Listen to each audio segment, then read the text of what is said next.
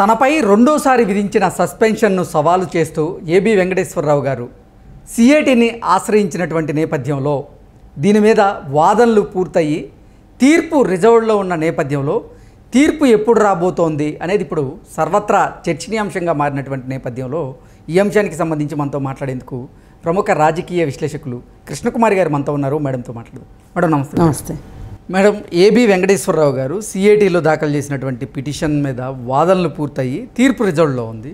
ఈ తీర్పు ఎప్పుడు వస్తుంది అనేది ఇప్పుడు సర్వత్రా చర్చనీయాంశంగా మారింది. ఎందుకంటే ఆయన ఎన్నికల కంటే ముందే ఆంధ్రప్రదేశ్లో డీజీపీగా రాబోతున్నారు అంటూ కూడా కొన్ని వార్తలు అయితే ఇప్పుడు చక్కర్లు కొడుతున్నటువంటి నేపథ్యంలో ఈ తీర్పు ఎప్పుడు రాబోతుంది అనేది కూడా సర్వత్రా చర్చనీయాంశంగా మారింది. దీని మీద మీ విశ్లేషణ ఏంటి మేడం? ఇప్పుడు సహజంగా మనం మామూలు సివిలియన్స్ అయితే మామూలు కోర్టులకు వెళ్తాం. అదే పోలీసులకు ఒక ట్రిబ్యునల్ ఉంటుంది, క్యాట్ అంటారు దాన్ని. అయితే పోలీసులకు సంబంధించి ఏ విధమైన వాళ్ళ ఇబ్బందులు గ్రీవెన్సెస్ అన్నీ ఆ క్యాట్కి చెప్పుకుంటారు.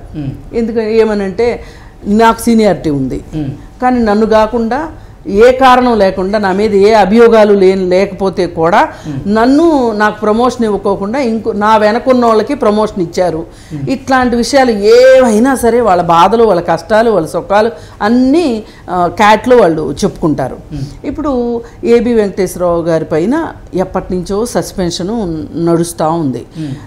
అంటే ఇది ఎప్పటి నుంచి నడుస్తుందంటే జగన్మోహన్ రెడ్డి ఎప్పుడైతే అధికారంలోకి వచ్చాడో అప్పటి నుంచి నడుస్తూనే ఉంది. ఏంటి ఆయన బాధ ఏంటి ఆయన గురించి అంటే ఆయన తెలుగుదేశం మనిషి, తెలుగుదేశం సామాజిక వర్గం అని అలా అప్పట్లో ఒక ముగ్గురు వ్యక్తుల్ని సామాజిక వర్గం పేరుతో బాగా వేదనకి గురి చేసిన సంగతి మనకు తెలిసిందే. ఒకళ్ళు జాస్తి కృష్ణకిషోర్ కావచ్చు, నిమ్మగడ్డ రమేష్ కుమార్ గారు కావచ్చు, ఈయన ముగ్గురు మీద వాళ్ళు ఒక రకంగా ఏంటంటే అది మామూలు కక్ష సాధింపు కాదు, వాళ్ళ మొత్తం సర్వీస్ మీదనే ఒక రాక్షస పాదం మోపారంటే ఆశ్చర్యపోవక్కర్లా. ముగ్గురిని ఉక్కిరి బిక్కిరి చేసేసిన తర్వాత సమాజం నుంచి కూడా ఒక మద్దతు ఏం కూడగట్టుకున్నారు అంటే చంద్రబాబు నాయుడు ఆ ముగ్గురికి అపరిమితమైన అధికారాలు ఇచ్చాడు ఆ కులం ప్రాతిపదిక మీద అనే ఉద్దేశంతో అది ప్రపంచానికి చాటి చెప్పాడు జగన్మోహన్ రెడ్డి. కానీ ఇంకొన్నాళ్ళు పోయిన తర్వాత జరిగింది ఏంటి అంటే ఆయన కులం వాళ్ళకి, ఆయన సామాజిక వర్గం వాళ్ళకి ఏ విధంగా పెద్ద పేటలు వేసింది, ఎత్తుపేటలు వేసింది అందరికీ తెలుసు. వాళ్ళందరికీ ఎలా చేసుకున్నాడు, సలహాదారుల సంఘం ఒకటి పెట్టి సలహాదారులను ఎలా నియమించుకోవాలి, సర్వీస్ కమిషన్ లాగా సలహాదారుల కమిషన్ ఒకటి వేసుకుని సలహాదారులను నియమించేసుకున్నారు. దాంట్లో ఉన్నది పైనుంచి కింద దాకా, కింద నుంచి పై దాకా అందరూ ఎక్కడో ఒకరిద్దరు తప్పితే అందరూ తన సామాజిక వర్గమే. సరే ఏంటంటే వీళ్ళని ఏ విషయం చెప్పైతే వీళ్ళని బ్లాక్ చేశారో అదే విషయం ఆయన చేశాడు, కానీ ఆయన్ని అనగలిగిన వాళ్ళు ఎవరూ లేరు. సరే ఇక ఈయన పోరాటం చేశాడు. ఏ అభియోగాలు అయితే మోపారో జగన్మోహన్ రెడ్డి అండ్ కోవాళ్ళు ఏబి వెంకటేశ్వరరావు గారి పైన ఆ అభియోగాలను నిరూపించలేకపోయారు. జనరల్గా ఏంటి అంటే ఎవరైతే ఒక వ్యక్తి మీద అభియోగం మోపి కేసు పెడతారో ఆ బర్డెన్ ఆఫ్ ప్రూఫ్ అంటారు దాన్ని, ఆ సాక్ష్యాధారాలని నేనే సమకూర్చాలి కోర్టుకి. ఫలానా మనిషి దొంగ అన్నాం అనుకోండి, ఎలా దొంగో నేను చెప్పగలగాలి, కోర్టుని నేను సాటిస్ఫై చేయగలగాలి.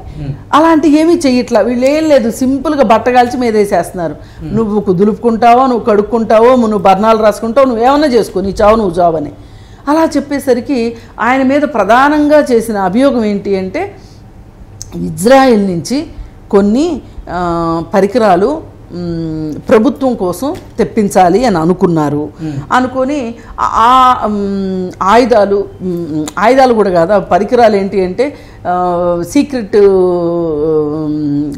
పోలీస్ వ్యవస్థ కోసం, డిపార్ట్మెంట్ కోసమే, ఏం సొంతానికి కాదు, అవి తెప్పిస్తున్నారు. అవి తెప్పించాలనుకున్నది ఎందుకు అంటే ఫోన్ ట్యాపింగ్ లాగా అన్నమాట.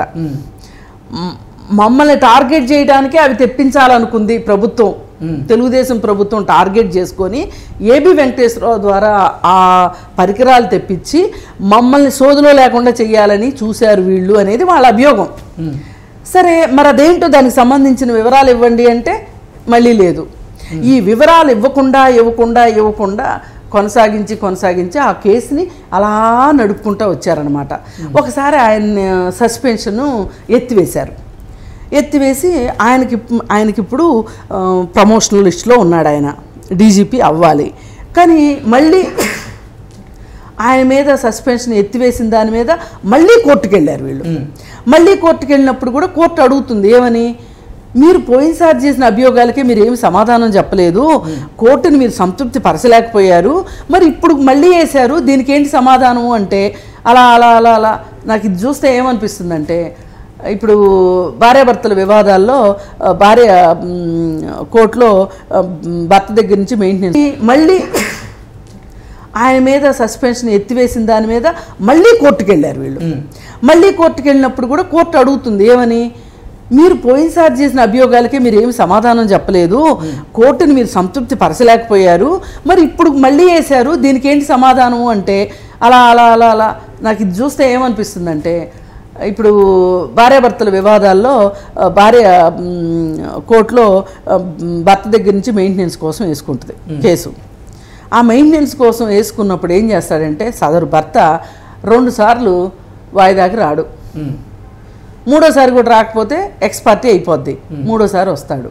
అప్పుడు వచ్చి ఏం చెప్తా అంటే నాకు కడుపు నొప్పి వచ్చింది, కాలు నొప్పి వచ్చింది, అదయింది ఇదయింది, అసలు ఇంకేదో జరిగిపోయింది ఏదేదో జరిగిపోయింది అని చెప్పి నాకు మళ్ళీ టైం ఇవ్వండి అని అడుగుతాడు.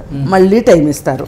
మళ్ళీ 2 సార్లు 2 వాయిదాలకి రాడు, మళ్ళీ 3ఓసారి వస్తాడు. అప్పుడు వచ్చి ఏదో ఒక లెజిటిమేట్ రీజన్ చెప్తాడు, ఉంటాయి కదా కుట్టి సాకులు, ఏదో ఒక రీజన్ చెప్తాడు, అంటే చట్టానికి అతికేటట్లు చెప్తాడనమాట. అలాగనిపిస్తుంది నాకు ఈ విషయం చూస్తుంటే. మనం ఏదో ఇది చాలా చిన్న విషయము అనుకుంటాం కానీ కుంటి సాకులు వెతికే వాళ్ళకి చిన్న విషయమైనా వెతుకుతారు, పెద్ద విషయమైనా వెతుకుతారు. ఈ విధంగా కక్ష సాధింపు చేస్తున్నారు ఏబి వెంకటేశ్వరరావు మీద. వాళ్ళ లక్ష్యం ఏంటి అంటే గనక ఈ సస్పెన్షన్ ఎత్తేస్తే గనక ఈ ఎన్నికల లోపు గనక ఆయన డీజీపీగా వస్తే ఆయన కోపం అంతా మన మీద చూపిస్తాడు ఎలక్షన్ టైంలో. మనం చెయ్యాలనుకునే పనులు మనం చేయలేము, ఆయన ఉక్కుపాదం మోపుతాడు మన మీద.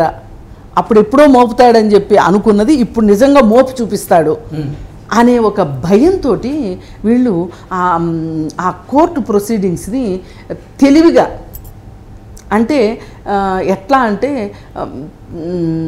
కోర్టులో అవకాశాలు ఉంటాయి, ఇట్లాంటి అవకాశాలు ఉంటాయి, ఆ ఉన్న ప్రతి అవకాశాన్ని వాడుకుని ఆ తీర్పు రాకుండా చేస్తున్నారు వీళ్ళు. ఓకే, అంతకంటే వేరే ఏమీ లేదు. సూక్ష్మంలో మోక్షం ఏంటి అంటే గనక వాళ్ళు కేసు పెట్టిన వాళ్ళే అంతు పొంతు లేకుండా పోయారు. పోనీ వాళ్ళు అంతు పొంతు లేకుండా పోయారు కదా అని వాళ్ళు తీర్పిస్తే మళ్ళీ ఇంకోటి ఏదో వచ్చి వేస్తున్నారు. ఈ విధంగా అతన్ని మానసిక క్షోభకి గురి చేసి ఇప్పుడు ఒకవేళ సస్పెన్షన్ ఎత్తేసే పరిస్థితి వస్తే గనక అతన్ని తట్టుకోవటం కష్టం అనే ఒక భయంతో ఇప్పుడు జగన్మోహన్ రెడ్డి ఏం చేసినా భయంతోనే చేస్తున్నాడు. అందుకే ఇలా జరుగుతున్నాయి. ఇది సంగతి. Okay madam, thank you so much. Thank you.